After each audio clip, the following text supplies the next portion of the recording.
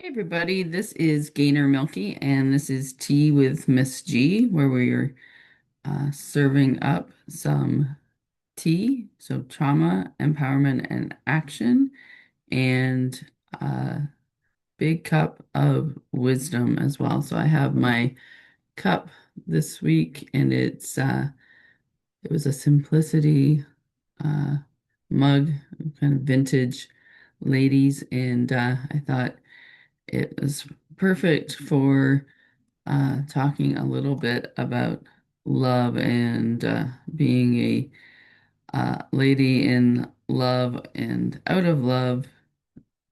This week, I wanted to dive a little bit deeper into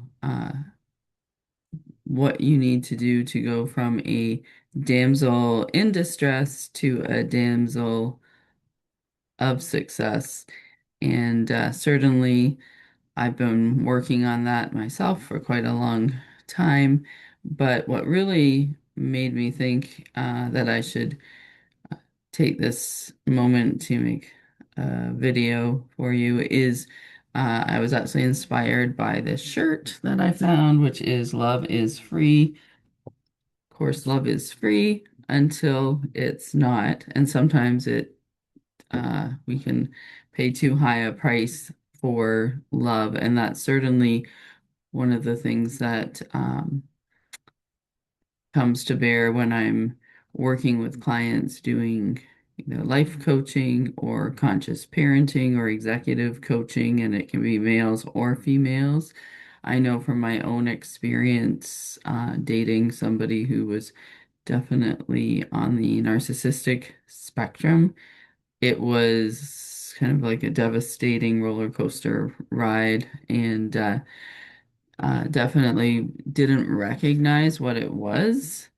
And I sort of have an interesting contrast because, I am divorced and I've been divorced for 6 years.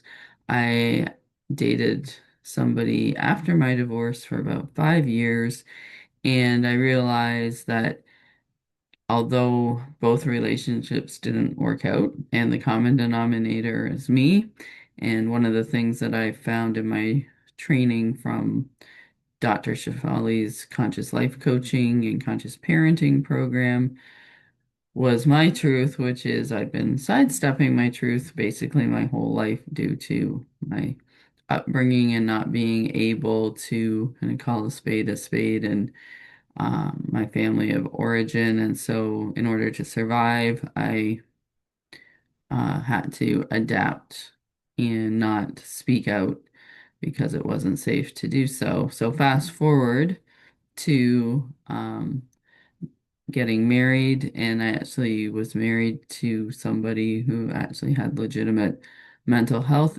issues, and we started therapy at the beginning of our relationship after marriage and ended it in therapy. So there was a lot of time that elapsed, and that truly was somebody who needed medication and better tools to cope with their life, and I kind of bore the brunt of that um, because I didn't keep pushing. We kind of went to therapy at the beginning of our relationship and kept trying to help. But the person that I was married to wasn't willing or able at that time to face up to the fact that they needed to be accountable to it. And I also didn't hold myself accountable to protecting myself. I then at the end did because it was going to impact our whole family. So leave it at that. So that was one example of where love is not free. But in the second example, I would say what the contrast is for somebody who might be feeling like, is this normal in a relationship? I know I was in a vulnerable place after my divorce, and so that certainly factored into me letting things move progressively down a bad pathway and not ending things sooner than I should have because, again, sidestepping my truth and not really knowing how to deal with it. It wasn't until I got professional help because I was in such a bad place in the relationship that I began to realize that no, this isn't just normal relationship issues, that this person actually was narcissistic. And I went through the whole cycle of being put on a pedestal, being torn down, devalued, discarded, and then the love bombing again would happen. So I'm kind of shocked. I was sort of shocked when I realized, wow, this actually is what I've been learning in um, Dr. Shefali's program, and then also Dr. Ramani, who is like an expert in narcissism. It all lines up, and I highly recommend the book It's Not You by Dr. Ramani, and of course, Dr. Shefali's coaching. And I'm a Dr. Shefali trained coach, so if you're interested or need to ask some questions, you can feel free to contact me using the link below or on the planctraining.com website. But here are some signs that I was going to be paying a very high price for this supposed love relationship that was different. It wasn't somebody really unable to face their own problems. This was somebody who actually took pleasure in hurting other people and uh, took out their issues with their fragile self-esteem and fragile ego on me, and I believe also on their ex-partner as well.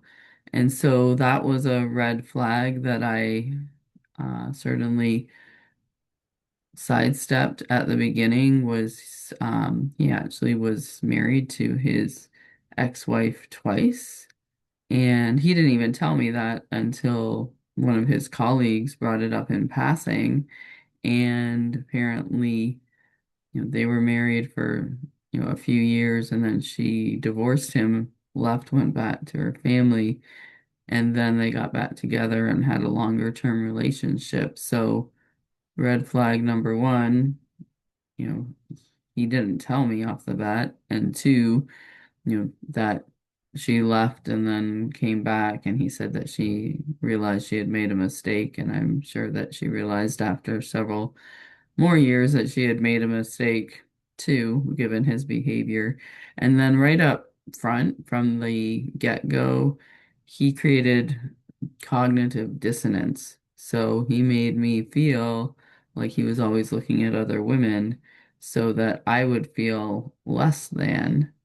And then when I said something about it, at first he was like, "Oh, I'm just looking like a grandfather, or I'm just looking at my son's friends because I'm a 57-year-old man and that's what we do." And I was like, no, that makes me sick. And, he kind of gaslit me on that. And that went on, I sort of realized very early on that this was not a man who was going to take care of me. But then on the flip side, I was trauma bonded. And that basically means that he created the everything was so good and then slipped in a few of these like negative things. And then it got to the point where, we lived apart.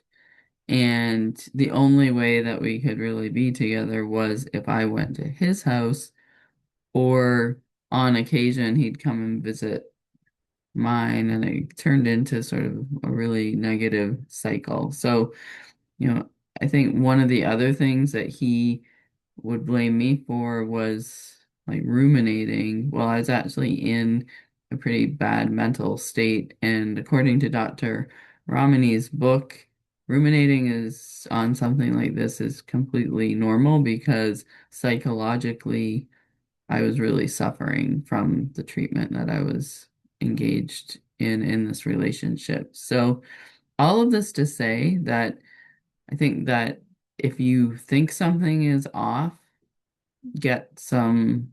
third party insights, and that, you know, another kind of gaslighting trick that this um, partner was doing was also saying that I wasn't forgiving enough. So he really would say like awful things, and he stonewalled me, he did all kinds of things, but then I wasn't forgiving enough. But forgiveness is not necessarily that I need to keep going in a relationship. Forgiveness is okay, you know, you did what you did, and I don't have to let it impact me, but I don't have to continue a relationship where unacceptable behavior is. That's not what forgiveness is. So I think that was important.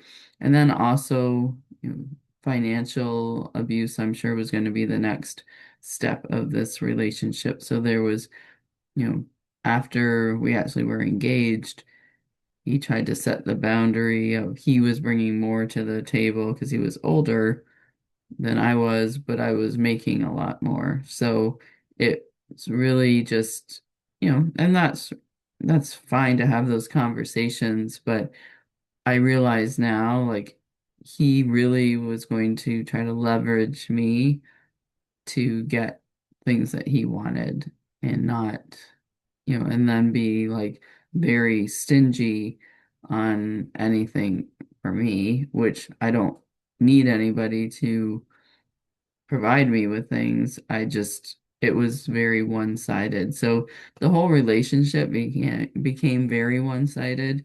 And I think that's something as well. If somebody keeps pushing back, or they do kind of on the external of the relationship, trying to look like Mr. Nice Guy or Mrs. Nice Girl, and then they treat you poorly, or they lash out and then tell you that you're overreacting. Like, those are not normal behaviors in a relationship over the long term.